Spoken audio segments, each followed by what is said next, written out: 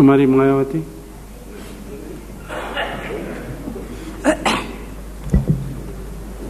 माननीय उपाध्यक्ष जी, श्रीमती फूलन देवी की हत्या पर हमारी पार्टी को गहरा दुख है और हमें श्रीमती फूलन देवी की हत्या पर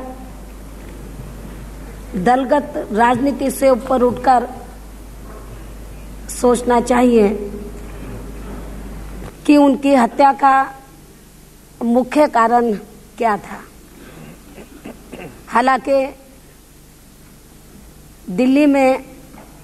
जो क्राइम ब्रांच है वो उनकी हत्या का इन्वेस्टिगेशन कर रही है, तो जांच की रिपोर्ट आने से पहले ये कहना बड़ा मुश्किल है कि उनकी हत्या के पीछे साजिश क्या थी। लेकिन साजिश का तो पर्दाफाश बाद में होगा, जब जांच की रिपोर्ट आ जाएगी। सोचना तो ये है कि दिल्ली जो देश की राजधानी है और पार्लियामेंट के नजदीक जहां श्रीमती फूलन देवी का निवास स्थान था, उसके आसपास जो वीआईपीज लोग रहते हैं और पुलिस महकमे के भी दो बड़े अधिकारियों के उनके रेजिडेंस के नजदीक निवास स्थान भी हैं। तो हम ये जो फूलन देवी की हत्या हुई है और वो भी पार्लियामेंट के नजदीक, तो ये हमें सोचना होगा कि ये हत्या करने वाले लोग अपने मकसद में कैसे कामयाब हुए। क्योंकि यदि उनके रेजिडेंस पर बराबर सुरक्षा का प्रबंध होता तो मैं ये समझती हूं कि कातिल लोग अपने मकसद में कामयाब नहीं हो पाते। क्योंकि हमें फूलन देवी के हम राजनीतिक जीवन के बारे में सोचने से पहले हमें इस बात की तरफ भी गंभीरता से सोचना चाहिए कि जब वो राजनीति में आई और राजनीति में आने से पहले का जो उनका इतिहास रहा है, जो भी उन्होंने रास्ता अपनाया, तो किन परिस्थितियों में उन्होंने रास्ता अपनाया, तो उसके लिए केवल श्रीमती फूलन देवी जिम्मेवार नहीं है, तो उसके लिए समाज भी जिम्मेवार है। कई हद तक उसके लिए समाज भी जिम्मेवार है और इस अनहोनी को टाला जा सकता था यदि उत्तर प्रदेश की सरकार और सेंटर की सरकार उनके पास्ट को ध्यान में रखकर यदि सुरक्षा का पूरा प्रबंध करती, तो मैं समझती हूँ कि कातिल लोग अपने मकसद में कामयाब नहीं हो पाते।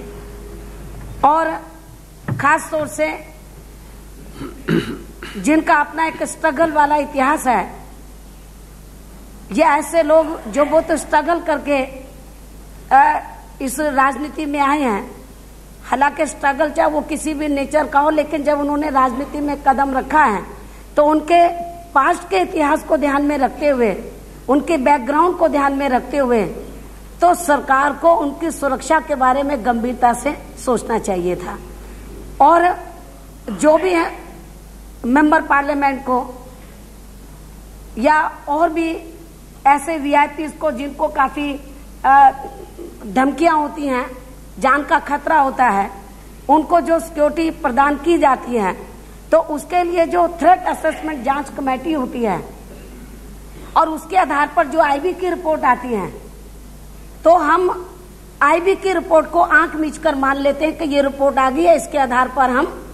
ये सुरक्षा प्रदान कर रहे हैं, इतनी कटौती कर रहे हैं, इतनी बढ़ा रहे हैं। तो इसमें भी कुछ हमें ये जो तौर तरीके हैं,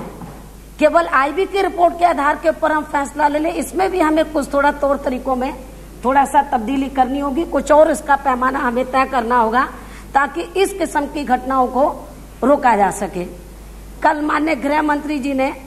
ये कहा अपने स्टेटमेंट में, श्री फूलन देवी की हत्या के ऊपर जो स्टेटमेंट उन्होंने दिया, जो टेबल किया,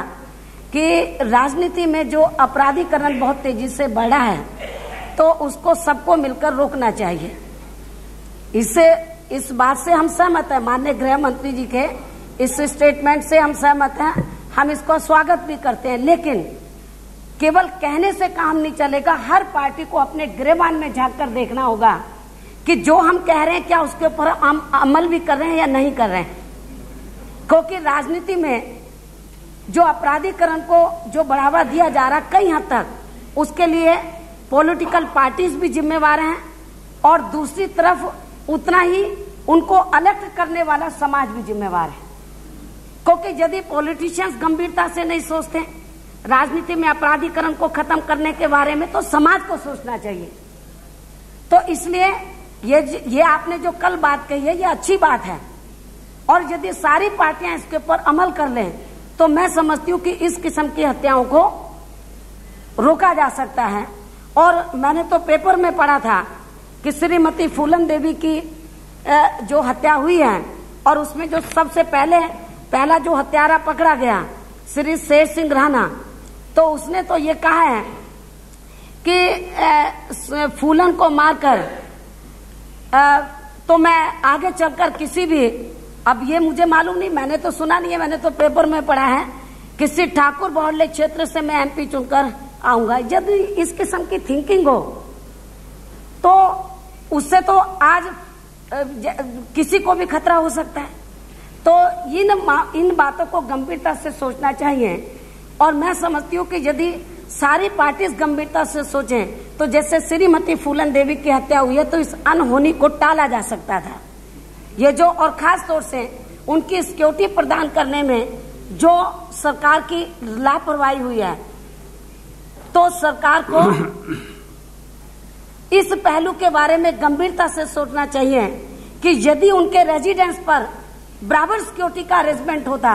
क्योंकि उनके घर के बाहर गाड़ी खड़ी रही, उसमें 3 आदमी मुंह ढककर उसमें बैठे रहे, वो इंतजार कर रहे थे कि श्रीमती फूलन देवी कब पार्लियामेंट से आएगी, वो गाड़ी से उतरेगी और हम उसके ऊपर गोली चला देंगे, उसकी हत्या कर देंगे। अब वीआईपी इलाके में अब काफी देर से वो गाड़ी उधर खड़ी रही, उसकी ताक में थी, लेकिन इंटेलिजेंस डिपार्टमेंट क्या कर रहा, वीआईपी इलाका है। आपको मालूम है कि कारगिल युद्ध में हमारे काफी आर्मी मैन, काफी फौज के आदमी काफी मारे गए, और उसका सबसे बड़ा मुख्य कारण क्या था, इंटेलिजेंस की फेलियर।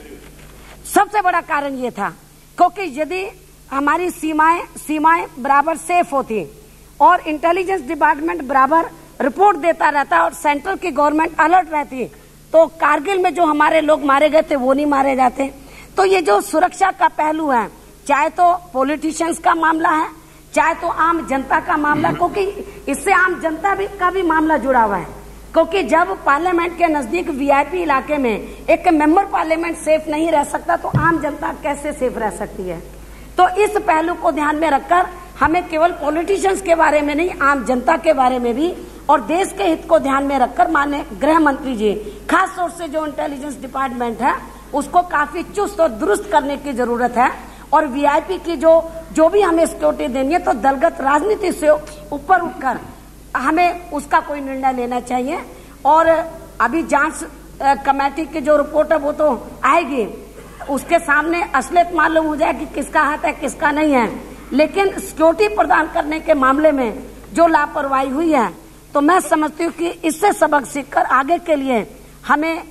जो भी कमियां रही हैं तो उन कमियों को दूर करके तो हमें इस किस्म के आने वाले समय में कोई अनहोनी हो उसको रोका जा सकता है। धन्यवाद।